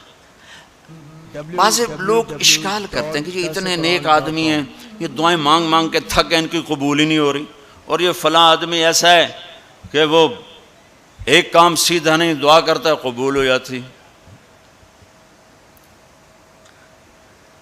تو میرے نبی نے فرمایا کہ ایک اللہ کے تعلق والا بندہ یا بندی اپنی ضرورت میں اٹکا ہوا ہے اور اللہ سے مانگ رہا ہے اور رو رہا ہے، اوپر سے دروازہ نہیں کھل رہا ہے، کہتا پتہ نہیں کیا ناراضگی ہو گئی ہے. حتیٰ کہ فرشتے سفارش کرتے ہیں کہ یا اللہ یہ اتنے دیر سے بیچاری رو رہی ہے، یہ اتنے دیر سے رو رہا ہے، یا اللہ اس کا کام کر دے. تو اللہ تعالیٰ فرماتے احب ان اسمع حنینہ، مجھے اس کا رونا بڑا پیارا لگ رہا ہے، میں چاہتا ہوں کچھ اور رو لے. دے دیا تو پھر کہیں رونا، لہٰذا میں چاہتا ہوں تھوڑا یہ رو لے، اس لیے لیٹ ہو رہا ہے، اس لیے لیٹ نہیں ہو رہا کہ میں ناراض ہوں. تو اللہ تعالیٰ کے مختلف اپنے بندوں کے ساتھ معاملات ہیں. تو حج میرے بھائیو بہنوں، وَلِلَّهِ عَلَى النَّاسِ حِجُّ الْبَيْتِ مَنِ اسْتَطَاعَ إِلَيْهِ سَبِيلًا. آؤ بھائی آؤ، اپنے رب کی ملاقات کے لیے آؤ، سارے آؤ، ایمان لے کر آؤ. کافر کلمہ پڑھ لو اور کلمے والے تیاری کر لو. پھر آگے نرمی کر دی، اچھا بھائی جو آ سکتا ہے وہ تو ضرور آئے. اس پیشکش میں اتنی محبت تھی کہ سننے والے کو یہ شک پڑ سکتا تھا کہ لگتا ہے اللہ کو ہمارے حج کی ضرورت پڑ گئی ہے، تو پھر ومن کفر، نہیں آؤ گے نا، یہاں کفر سے مراد کافر ہونا نہیں، ومن کفر، جو حج پہ نہیں آتا فإن اللہ لغنی عن العالمین، تو مجھے صرف تمہاری نہیں، مجھے تو کل کائنات کی پرواہ کوئی نہیں، تم نہیں آؤ گے تو کیا ہو جائے گا. تو آخر میں اپنی ذات کو صاف کیا ہے اور شروع میں اپنی محبت کا اظہار کیا ہے. تو بھائیو بہنوں یہ نیت کر کے جاؤ کہ واپس والی زندگی وہ نہیں ہوگی جو پہلے تھی، وہ نہیں ہوگی جو پہلے تھی. تو اللہ کی ملاقات اس طرح ہو کہ ماضی اور حال اور ہو جائیں اور مستقبل اور ہو جائے، تو گویا ہم اللہ کی بارگاہ میں اپنی مہر لگوا کے آ گئے. یہ اسلام کا عبادت کا پہلو ہے. یہ عبادت کا پہلو اس وقت مکمل ہوگا جب اس کے ساتھ اخلاق کا پہلو جڑے گا، وہ ہے لوگوں کے حقوق ادا کرنا۔ سب سے انشاءاللہ میں اللہ کے نبی کا خطبہ پڑھ کے سناؤں گا عرفات میں۔ 3 دن آپ نے تقریر فرمائی، تینوں دن ایک ہی جگہ سے بیان شروع کیا، لوگو تمہاری عزتیں، تمہارے جان، تمہارے مال ایک دوسرے کے لیے حرام ہو گئے، کسی کی عزت پہ، کسی کے مال پہ، کسی کی جان پہ ہاتھ نہ ڈالنا۔ اور آخری جملہ ہے لا ترجعوا بعدی کفارا یضرب بعضکم رقاب بعض، دیکھو میرے بعد کافر نہ ہو جانا کہ ایک دوسرے کے گلے کاٹتے پھر رہے ہو، ایک دوسرے کے گلے کاٹتے پھرنا گویا میرے نبی کی نظر میں کافر ہو جانا ہے۔ یہ آخری جملہ تھا۔ اور پھر ایک اور آخر لا تسودوا وجہی یوم القیامہ، دیکھو مجھے قیامت کا دن تمہاری وجہ سے شرمندہ نہ ہونا پڑے، مجھے شرمندہ ہونے سے بچانا۔ یہ آپ کے خطبات کے آخری الفاظ ہیں۔ تو ایک تو اس کی تفصیل حج کیسے کرنا، وہ کتابیں موجود ہیں، سارے کو چھوٹے چھوٹے پمفلٹ موجود ہیں، آپ آسانی سے اس کو فالو کر سکتے ہیں۔ اور اگر اس میں کوئی اونچ نیچ ہو جاتی ہے تو مینا بکروں سے بھرا پڑا، 1 بکرا دے دو، 2 دے دو، 4 دے دو، 5 دے دو، جتنے مرضی دے دو، وہ ہو جائے گا۔ تو جب تم اتنے پیسے خرچ کر کے جا رہے ہو تو میرے نبی سے پوچھا گیا یا رسول اللہ سب سے بہترین حج کیا ہے؟ الحج والثج، سب سے بہترین حج ہے لبیک کہنا زور زور سے اور قربانی کرنا اپنی وسعت کے حساب سے، خون بہانا، قربانی کرنا۔ ہمارے نبی اگر اپنی طرف سے قربانی کرتے تو 1 بکرا ذبح کر دیتے، 1 دمبا ذبح کر دیتے، 1 مینڈا چھترا۔ ساری زندگی ہمارے نبی عید قربان پر 2 قربانیاں کرتے تھے، 2 چھترے، 1 اپنی طرف سے کرتے تھے اور 1 امت کی طرف سے کرتے تھے، ساری 2۔ لیکن جب آپ نے حج کیا تو آپ نے کتنی قربانیاں فرمائیں؟ آپ کی عمر مبارک 63 سال تھی، تو آپ اور حضرت علی کے اونٹ مشترکہ مل کر 100 تھے، 100۔ تو وہ 100 اونٹ میں سے آپ نے 63 اونٹ الگ کروا لیا، ہر سال کا 1 اونٹ، اور 1 اونٹ میں 7 قربانیاں ہوتی ہیں، 1 میں 7 ہوتی ہیں۔ پھر ان میں سے 5 کو الگ کیا، 5 میں سے 1 کو سامنے لایا گیا اور اس کو کھڑا کر کے آپ نے ذبح کیا، کھڑا کر اس کے یہاں یوں برچھا مارا یوں۔ تو یہاں تو جانور ہو، بکرا ہو، اونٹ ہو، جب اس کو برچھا لگتا ہے تو وہ شور میں جاتا ہے، کرتا ہے۔ لیکن جب وہ اس اونٹ کو لگا نبی کے ہاتھ سے برچھا تو اس کی خوشی سے ہائے نکلی، اور پیچھے جو اونٹ کھڑے تھے ان میں جنگ شروع ہو گئی۔ ہر اونٹ رسی توڑ کے آگے بڑھ کے ذبح ہونے کی کوشش کر رہا تھا کہ کہیں میں پیچھے نہ رہ جاؤں، میں پہلے ذبح ہو جاؤں، میں پہلے ذبح۔ نہ شود نصیب دشمن کہ شود ہلاک تیغت، سر دوستاں سلامت کے تو خنجر آزمائی، ہم آہوان سہرا سر خود نہاد برکف با امید آن کے روزے بشکار خواہی آمد، کہ آج سارے جنگل کے ہرنوں کو انتظار ہے کہ آج ہمارا محبوب شکار کرنے آ رہا ہے۔ تو ہر ہرن گردن جھکا کے کھڑا ہے کہ میں ذبح ہو جاؤں، میں ذبح ہو جاؤں، میں ذبح ہو جاؤں۔ تو یہ شعر میرے نبی پہ فٹ آتا ہے کہ سارے اونٹوں میں جنگ شروع ہو گئی اور ہر ایک کا زور تھا میں ذبح ہو جاؤں، میں ذبح ہو جاؤں۔ آپ نے 63 اونٹ ذبح فرمائے اور برچا پھینک دیا، اور اپنی بیویوں کا حصہ اس میں نہیں رکھا، بیویوں کے لیے الگ قربانی کی، بیویوں بیگمات کے لیے الگ قربانی کی، اور اپنے 63 اور 7 ہر اونٹ میں۔ اور پھر یہاں تک فرمایا کہ علی جو گوشت بنائے اس کو مزدوری گوشت میں سے نہیں دینی، میں الگ سے دوں گا، اس کا ہر ٹکڑا اللہ کے نام پہ جانا چاہیے۔ گوشت میں سے مزدوری بھی نہیں دی، الگ سے مزدوری دی۔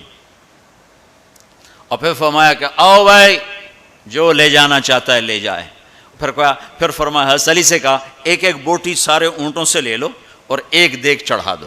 تو وہ 1 بوٹی سارے اونٹوں سے لے کر دیگ چڑھائی، پھر آپ نے اس کے پکنے کا انتظار کیا۔ جب وہ تیار ہو گئی تو پھر آپ نے حضرت علی نے چند اور صحابہ نے مل کر اس کا گوشت کھایا، شوربہ پیا، اور پھر اس کے بعد آپ طواف زیارت کے لیے تشریف لے گئے۔ تو آپ مالدار لوگوں، قربانی کرنا دل کھول کے، ماڑے ماڑے جانور نہ تلاش کرنا، بھائی سستا کڑا لبدا ہے، اللہ کے نام پہ لگانا، جھگی پھونک تماشا ویک ہماری پنجابی کی مثال ہے، لگا تو صحیح پھر دیکھ آتا کیسے ہے واپس۔ ایک صحابی ہیں ابو الدحداح، ایک آیت اتری من ذا الذی یقرض اللہ قرضا حسنا یضاعف له اضعافا کثیرا، تو وہ ایک انصاری صحابی نے آیت سنی، وہ بھاگے ابو الدحداح، ارے آج عجب آیت آئی ہے، کیا؟ کہ اللہ کہہ رہا کوئی ہے مجھے قرضہ دے میں واپس کروں کئی گنا کر کے۔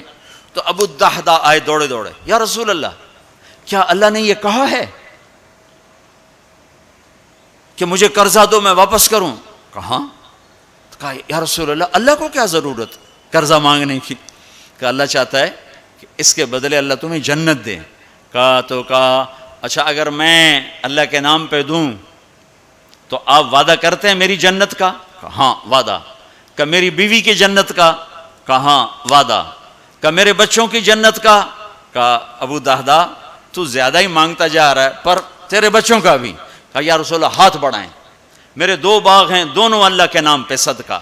ہم کہا نہیں ایک دے دو، ایک رکھ لو، ایک بچوں کے لیے رکھو، ایک اللہ کے نام پہ دو۔ کہا اچھا پھر میرا وہ باغ جس میں 600 کھجوریں ہیں وہ میں نے اللہ کو دے دیا۔ ہم کہا ٹھیک ہے جا تو، تیرے بچے، تیری بیوی، جاؤ جنت۔ انہوں نے وہاں سے دوڑ لگائی اور باغ میں نہیں گئے، باہر کھڑے ہو گئے کہ کہیں اندر جا کے نیت نہ بدل جائے، جیسے یعنی لوگ سودے سے پھرتے ہیں، دوڑم سارے لٹو بنے ہوئے ہیں، 4 پیسے اوپر گیا سودے سے پھر گئے، 4 پیسے نیچے گیا سودے سے پھر گئے، جیسے ایمان اور زبان کا بول کوئی چیز ہی نہیں۔ پیسہ ہی خدا بناؤں بھائی، پیسے کے پیچھے ہی ایمان بھی بک رہا ہے، عزت بھی بک رہی ہے، غیرت بھی بک رہی ہے۔ میرے نبی نے فرمایا میرا امتی ہر گناہ کر سکتا ہے، ایک جھوٹ نہیں بول سکتا، ایک دھوکہ نہیں دے سکتا۔ سارا کراچی جھوٹ اور دھوکے کا، کراچی نہیں میرا ملتان لے لو، لاہور، سندھ، بلوچستان لے لو، سرحد لے لو، جھوٹ جھوٹ جھوٹ، دھوکہ دھوکہ دھوکہ۔ میرا امتی ہر گناہ کر سکتا ہے، جھوٹ نہیں بول سکتا، دھوکہ نہیں دے سکتا۔ ساری تجارت، سارا سب کچھ اس پہ آ چکا۔ تو آپ باہر کھڑے ہو گئے، کہنے گئے ام الدحداح، بیوی کو بلایا، کہا کیا ہوا؟ کہا باہر آؤ باہر آؤ باہر آؤ۔ کیوں؟ کہا باغ اللہ کو دے دیا۔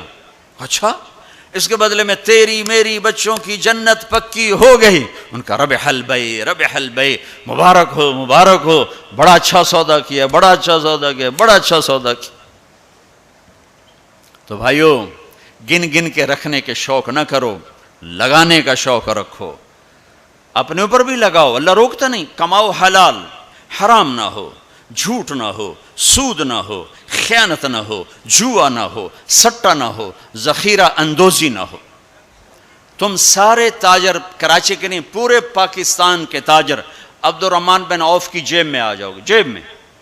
عبد الرحمن بن عوف رضی اللہ عنہ جو 10 بڑے صحابہ میں ایک، آپ نے کہا ابو بکر جنتی، عمر جنتی، عثمان جنتی، علی جنتی، زبیر جنتی، طلحہ جنتی، سعد بن ابی وقاص جنتی، عبد الرحمن بن عوف جنتی، عبد الرحمن بن عوف، ابو عبیدہ بن جراح جنتی، سعید بن زید جنتی۔ یہ 10 ٹاپ 10 صحابہ ہیں، ان میں ایک عبد الرحمن ہے۔ جب ان کا انتقال ہوا تو 3 ارب 10 کروڑ 20 لاکھ دینار، کاغذ دے نوٹ نہیں، تو انہوں کہ میں بے وقوف بنا چھڑا سارے نے، کاغذ چاہ کر ٹورے ودن، کوئی سیٹ صاحب، کوئی میاں صاحب، کوئی شیخ صاحب، وہ نیرا کاغذ ہی کاغذ، انہوں کاغذ بھی واپس لے کے پلاسٹک دے چھڑے آئے، کارڈ ہے جی کارڈ۔ مطلب ہم کیسے بدھو بنے ہیں، کیسے بدھو بنے؟ ارے دولت سونے اور چاندی کا نام ہے، یہ کاغذ پہ ڈالر باڑے چلے جاؤ، ڈالر بھی لے لو، پاؤنڈ بھی لے لو، جو جتنے مرضی باڑے چو لے لو۔ تمہیں بے وقوف بنایا ہے دنیا کے بنیوں نے، تمہیں کاغذ پکڑا دیے، تم سے جائیدادیں لے لی، اور پھر کاغذ بھی واپس لے کر تمہیں کارڈ پکڑا دیے۔ وہ فن لینڈ سے واپسی ہو رہی تھی تو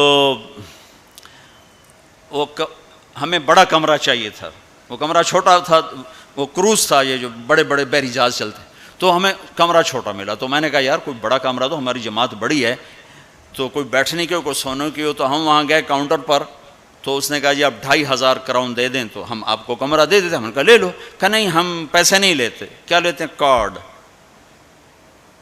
وہ کہا بھائی پیسے تو زیادہ, ہم کہا نہیں کارڈ لیں گے. اب ہمارے تو پاس کارڈ نہیں تھے, تو سویڈن کا ایک ساتھی ہمارے ساتھ تھا, تو اس نے اپنا کارڈ دیا, تو انہوں نے وہ اس کو کراس کیا, تو اس میں انہوں نے ہمیں بڑا کمرہ دے دیا. تو تمہیں تو پاگل بنا گیا بنیا, دنیا کا سب سے بڑا بنیا, تمہیں کاغذ دے کے تمہیں سیٹ صاحب بنا دیا, شیخ صاحب بنا دیا, پتہ نہیں کیا کچھ بنا دی.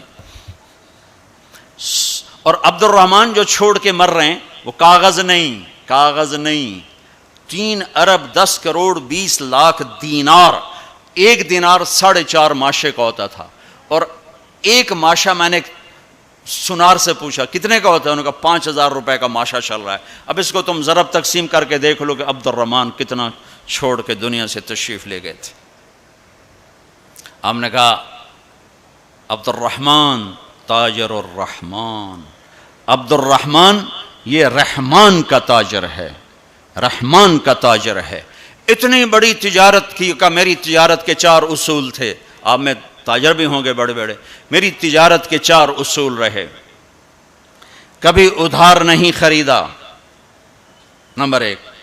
تمہاری ساری مارکیٹ نکل گئی, اس پہلی شرط ہی ساری مارکیٹ آؤٹ ہو گئی. کبھی ادھار نہیں بیچا, جڑے 2-4 رہ گئے وہ بھی بچوں نکل گئے. کبھی ادھار نہیں خریدا, کبھی ادھار نہیں بیچا. جس نے ادھار خریدا بھی ہو اور ادھار بیچا بھی ہو, ان کا دی رات نیند آ سکتی. لین والے سر تے چڑھے ہوں, دیون والے لکے ہوئے ہیں, کدے جاوے؟ نہ بیوی اچھی لگے نہ بچے اچھے لگے.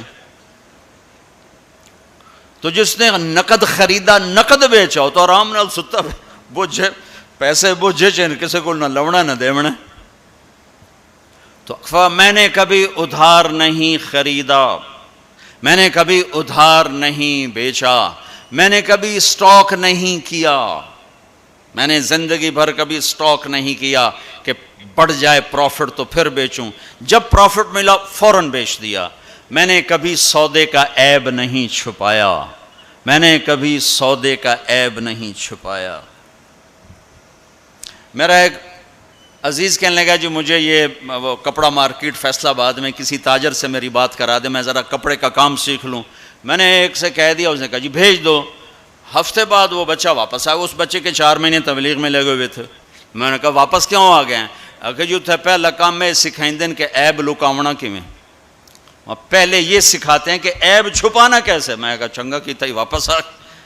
تو عبد الرحمن جیسے تاجر بنو. ادھار نہیں, ادھار لینا منع نہیں ہے, ادھار دینا منع نہیں ہے. ہاں چین سکون کے لیے, تاکہ تو انہوں گولیاں نہ کھاونیاں پڑ, نیندراں چڑھیوں کتھے رہ گئیں. ایک اربوں پتی آدمی کی بیگم کا فون ہے, مولانا میں دنیا کی بدقسمت ترین عورت ہوں. میں نے کہا کیا ہوا؟ ساری رات نیند نہیں آتی, ساری رات نیند نہیں آتی. اپنی تجارت میں کسی کا حق نہ مارو, کسی سے جھوٹ نہ بولو, وعدہ کر کے زبان سے نہ پھرو, وعدہ کر کے زبان سے نہ پھرو. اپنے سودے میں کو ہیرا پھیری نہ کرو. اس میں کچھ مسئلہ تو بتاؤ. یہ ایک تاجر میرا یہ بیان سن رہا تھا, یہ گاڑیوں کا, پشاور کا تھا, بیان کہیں اور ہو رہا تھا. ہماری جماعت گئی پشاور, تو اس کا سب سے بڑا شو روم ہے پشاور میں. تو مجھے لے گیا, تو ایک گاڑی کھڑی تھی ٹویوٹا. کہنے لگا مولانا یہ گاڑی آپ کی وجہ سے 1 سال ہوا ہے نہیں بکی. میری وجہ سے؟ میں تو آج پہلی بار آیا. کہ آپ کا بیان سنا تھا کہ سودے کا عیب بتاؤ. تو یہ گاڑی اتارتے ہوئے, نئی گاڑیاں بیچتا ہے, پرانی نئی گاڑی کا, بعض گاڑیاں جب اتار رہے ہوتے ہیں تو کہیں نہ کہیں سے لگ جاتی ہیں, پھر ہم اس کو پینٹ پونٹ کر کے کہتے ہیں بالکل فریش ہے. تو یہ گاڑی لگ گئی تھی. تو اب جو آتا ہے میں اس کو بتاتا ہوں یہاں سے لگی تھی, ہم نے پینٹ کیا, کہتے چھوڑو سن ہور دے ہو. کہ 1 سال ہو گیا. میں کہا چل میں خریدار ہوں مجھے دے. کہا نہیں تیرے سے میں نہیں ڈالتا. تو ہماری جماعت وہیں تھی, 1 ہفتہ نہیں گزرا تھا کہ اس کا فون آیا کہ وہ میری گاڑی بک گئی. اتنا ہی اللہ دیکھتا ہے, تھوڑا سا دیکھتا ہے بھائی کچا ہے کہ پکا ہے. تو صرف حج کر کے گناہ نہ بخشواؤ, سچی تجارت کر کے گناہ بخشواؤ. میرے نبی کا فرمان ہے، جو صبح سے شام تک بچوں کو حلال کمانے کے لیے تھکتا ہے اور تھک کے شام کو گھر جاتا ہے، اس کے اس دن کے سارے گناہ معاف ہو جاتے۔ تو بھائیو بہنوں، دین کا دوسرا حصہ ہے اللہ کے بندوں کے ساتھ حسن سلوک، ماں باپ کے ساتھ، بیوی کا خامند کے ساتھ، خامند کا بیوی کے ساتھ۔ اس زبان نے وہ آگ لگائی ہے کہ پوری دنیا میں جو آگ زبان نے لگائی ہے اتنی پیٹرول اور گیس سے بھی آگ نہیں لگتی۔ تو میں آپ سب سے اخلاق کے معاملے میں ایک بات، اس زبان کی حفاظت کرو، اس سے جھوٹ نکال دو، غیبت نکال دو، گالی نکال دو، دل آزاری نکال دو، دل شکنی نکال دو۔ جو کر جائیں سہ جاؤ، چپ کر جاؤ، پی جاؤ۔ میرے رب کی قسم، بڑے بڑے ولی ابدال تمہاری گرد کو نہیں پکڑ سکے گی۔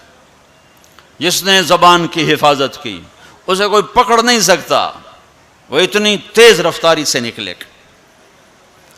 تو یہ پوری زندگی میں نے بیان کی ہے مختصر وقت میں، صرف حج نہیں میرے سامنے موضوع، یہ ساری چیزیں ہماری زندگی کے ضروری فیکٹر ہیں۔ اور آخری جو میں اخلاق بتا رہا ہوں، حقوق العباد بتا رہا ہوں، یہ بڑا خوفناک چیپٹر ہے۔ اللہ سے معاملہ کچھ گنجائش ہے چونکہ اللہ سخی ہے، لیکن لوگوں سے معاملہ پڑا تو کم بڑا کھو جائے گا۔ اس لیے اللہ تعالیٰ فرمائے گا یہ معاف کرے تو میں کر دیتا ہوں، یہ نہ کرے تو میں نہیں کرتا، تو پھر کیا کریں گے؟ آپ نے فرمایا میری امت کا سب سے غریب آدمی کون ہے؟ کہا جی جس کے پاس پیسے نہ ہو۔ کا نہیں، میری امت کا غریب وہ ہے جو قیامت کے دن بڑے بڑے عمل لے کر آئے گا، حج، نماز، روزہ، زکوٰۃ، جہاد، تبلیغ، ذکر، تلاوت، پتہ نہیں کیا کچھ، لیکن حقوق العباد برباد کیے ہوں گے۔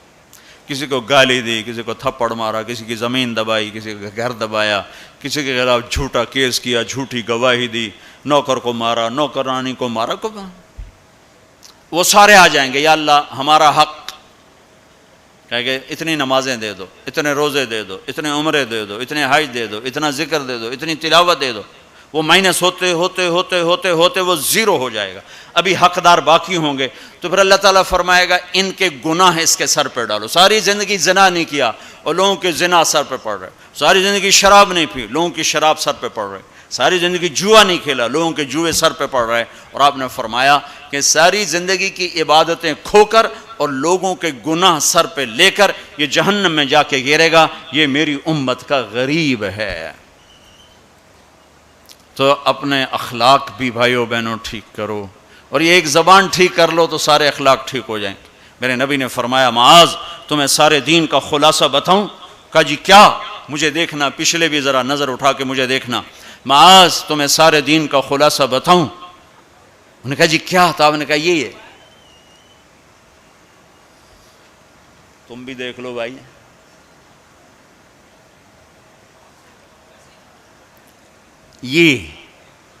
یہ قابو میں ہے، سارا دین میرے ہاتھ میں ہے۔ یہ قابو میں نہیں ہے تو ہر شے ہاتھ سے جا رہی ہے، جا رہی ہے، جا رہی ہے، جا رہی ہے۔ لہذا سہنا سیکھو، سہنا سیکھو۔ گھر ٹوٹ رہے ہیں، طلاقوں کی ریشو بڑھ رہی ہے کہ سہنا نہیں سکھایا ماں باپ نے۔ سہ جانا، ہیرا کوئلہ ہی تو ہوتا ہے، وہ ہیرا کیسے بن جاتا ہے؟ وہ سہتے سہتے سہتے سہتے جب حد کر دیتا ہے تو اللہ اسے ہیرا بنا کے ماتھے کا زیور بنا دیتا۔ تو سہنا سیکھو، برداشت کرنا سیکھو، اپنے بچوں کو سکھاؤ، خاص طور پر بیٹیوں کو سکھاؤ کہ ہمارا سسرال 100% ظالم معاشرہ ہے۔ میں بڑے درد سے یہ بات کہہ رہا ہوں کہ چاہے وہ دیندار لوگ ہیں چاہے دنیا دار لوگ ہیں، سسرال کا ظلم ایک عجب داستان۔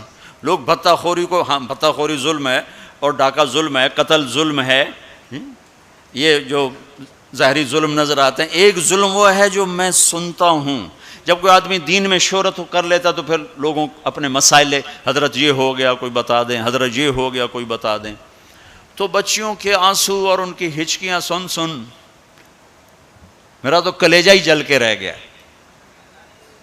کہ جو سسرال میں ظلم ہو رہا ہے اسے کہاں سے تولوگے؟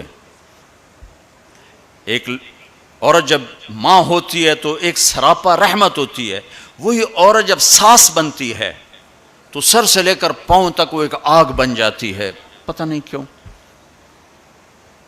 تو اپنی بچیوں کو صبر سکھاؤ، یہ بھی سکھاؤ کہ بیٹی بس زبان بند رکھنا، سہ جانا آہ نہ کر لبوں کو سی، عشق ہے دل لگی نہیں، سینے پہ تیر کھائے جا، آگے قدم بڑھائے جا۔ آگے بڑھنے کا راستہ ہے، زبان سی لو، لب سی لو، زبان تالو سے لگا لو اور لوگوں کے سہتے جاؤ سہتے جاؤ۔ میرے رب کی عزت کی قسم، عزتیں تمہارے غلام بن کر آئیں گی، اللہ کی رضا کا تاج تمہارے سر پہ سجایا جائے گا، عزت کے سہرے اللہ کا نبی تمہارے گلے میں ڈالے، تمہارے ماتھے کو روشن کیا جائے گا۔ سہنا سیکھو، سہنا سیکھو۔ بھائی بھائی سے ٹوٹا، میاں بیوی میں لڑائی، خاوند بیوی کی برداشت نہیں کرتا، بیوی خاوند کی برداشت نہیں کرتا، ماں باپ اولاد کی نہیں برداشت کرتے، اولاد ماں باپ کی نہیں برداشت کرتے۔ سہنا سیکھو۔ ہمارا سارا معاشرہ ایک میرے نبی کی سنت پہ عمل کر لے، برداشت کرنا، تو زندگی خوشحال ہو جائے گی، روشن ہو جائے گی۔ تو اللہ تعالیٰ آپ کا حج کا سفر قبول فرمائے۔ میں نے جو کہنا تھا کہہ دیا، پھر وہاں کچھ باقی باتیں یاد آئیں تو وہاں کہہ دوں گا، اور جب آپ حج سے واپس آ جائیں کچھ وقت تبلیغ میں ضرور لگائیں کہ یہ ایمان کو سیکھنے کی فرقہ واریت سے پاک ایک محنت ہمیں اللہ نے دی ہے، اور صدیوں کے بعد ایسا کام ملا ہے کہ جس سے لوگوں کو دین مل رہا ہے۔ اسپین میں جہاں میرا بیان تھا وہ ایک ہال تھا بہت بڑا، جس میں سارے دنیا سے علماء آتے ہیں یا کوئی سیاسی لوگ آتے ہیں، تو وہ وہاں ان کی تقریریں ہوتی ہیں۔ لہذا وہاں ایک سسٹم ہے کہ جو بھی اسپیکر بیان کرے گا آٹومیٹک اس کا بیان اسپینش میں ٹرانسلیٹ ہو کر پولیس کے پاس چلا جائے گا۔ تو میں نے وہاں بیان کیا، تو رات کو لیٹ نائٹ ایک ساتھی ہے کہ جو چیف پولیس ہے، یعنی ڈی آئی جی سمجھ لو، وہ کہتا ہے کہ میں نے آپ کے اس عالم سے ملنا ہے، میں ان سے ملنا چاہتا ہوں۔ تو میں نے کہا ٹھیک ہے مل لیتے ہیں۔ تو 2 دن کے بعد ہماری ملاقات ہوئی۔ وہ کہنے لگا کہ جو باتیں آپ نے کی ہیں ہم نے کبھی زندگی میں سنی نہیں، ہمارے پاس تو ہر چیز آتی ہے، آپ نے اسلام پیش کیا ہے، آپ نے انسانیت کو پیش کیا ہے۔ یہ ایک غیر مسلم کہہ رہا ہے، غیر مسلم، کہ اگر ہر آنے والا اسکالر ایسے ہی بولے جیسے آپ بولے ہیں تو ساری دنیا میں امن قائم ہو جائے گا۔ میں آپ سے درخواست کرتا ہوں آپ سال میں 2 دفعہ اسپین آیا کریں، 2 دفعہ۔ میں کہا بھائی ذمہ داراں دا بوجھ ویلا ہوندا ہے، ایڈے میرے کول ٹکٹ فالتو کوئی نہیں، کیوں یہ تو تمہیں سنا رہا ہوں۔ میں نے کہا اچھا جی میں انشاءاللہ آیا کروں گا، سال میں 2 دفعہ۔ کہ آپ سال میں 2 دفعہ آئیں۔ آپ کی باتوں کی صرف مسلمانوں کو ضرورت نہیں ہے، ہماری قوم کو بھی ضرورت ہے جو باتیں آپ نے کی۔ تو میں نے کیا بیان کیا؟ اخلاق، یہ جو آپ سے بیان کر رہا ہوں۔ عبادات تو وہ سمجھتے نہیں، میں نے نماز کی بات کیوں نہیں کیا خبر، لیکن جب میں اخلاق کو بولا، ماں کے ساتھ کیا کرنا ہے، بیوی کے ساتھ کیا کرنا ہے، باپ کے ساتھ، بہن کے ساتھ، بھائیوں کے ساتھ، بچوں کے ساتھ، پڑوسیوں کے ساتھ، تو وہ ہل کے رہ گئے، وہ پونا گھنٹہ میرے پاس بیٹھا ہے۔ تو میں نے ساتھیوں سے کہا کہ چھوٹے چھوٹے گفٹ لانا، ان کو دیں گے۔ جب وہ مجلس ختم ہوئی تو میں نے وہ تھے یہ اپنا خوشبو تھی، تو میں نے کہا ہمارے نبی کی سنت تھی جب کوئی اہم لوگ آتے تھے تو آپ ان کو ہدیہ دیتے تھے، تو میں اپنے نبی کی سنت میں آپ کو یہ گفٹ کرتا ہوں۔ تو تینوں کھڑے ہو گئے، انہوں نے کھڑے ہو کر وہ مجھ سے وصول کیے، اور پھر جب وہ گئے تو میرے سامنے نہیں، دوسرے سے کہا کہ ہم اور بھی مسلم اسکالر سے ملے ہیں، ہمیں کسی نے اتنی عزت نہیں دی جتنی آپ کے اس ساتھی نے دی ہے۔ تبلیغ والوں نے ہمیں سکھایا کہ سب کو عزت، نفرتیں سوائے تباہی کے اور کچھ نہیں دیتی۔ تو ایک دوسرے سے محبت کرنا سیکھو، ایک دوسرے سے جڑ کے چلنا سیکھو۔ یہ تبلیغ نے ہمیں ایک پلیٹ فارم دیا ہے، جب اللہ آپ کو موقع دے تبلیغ میں وقت دینا۔